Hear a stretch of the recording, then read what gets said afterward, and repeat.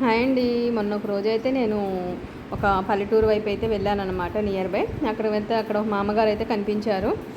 ఏం పాప ఎక్కడి నుంచి ఏంటి అని అయితే నన్ను అడిగారు. నేను ఇలా వచ్చాను, ఇలా వీడియోస్ పర్పస్ అని చెప్పాను. మీ ఊరు చూడటానికి ఇట్లా వచ్చానని చెప్పానన్నమాట. చెప్తే ఇంకా ఆవిడైతే అవునా అమ్మ అని చెప్పారు. ఫస్ట్ ఏదో ఆవిడ గురించి అయితే కొంచెం కాసేపు అయితే చెప్పారు.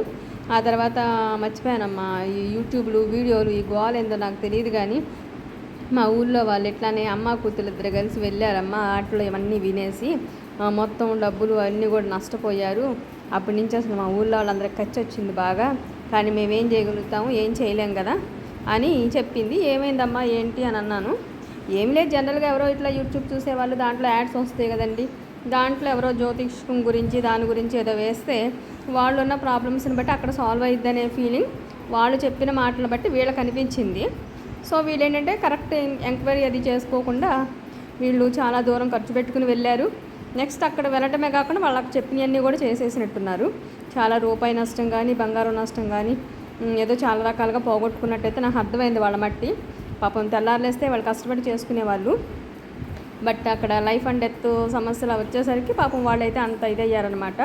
ఒకటే అండి, అది దానికి యూట్యూబ్కి ఎలాంటి సంబంధం అయితే ఉండదు.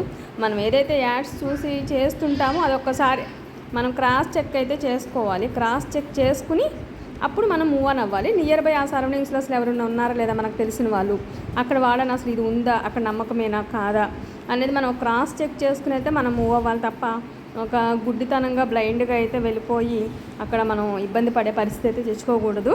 సో ఇది నా సబ్స్క్రైబ్ అంటే ఈ రోజులను బట్టి అయితే ఇప్పుడు ఎవరు పెద్దగా ఇవి ఫాలో అవ్వట్లేదు.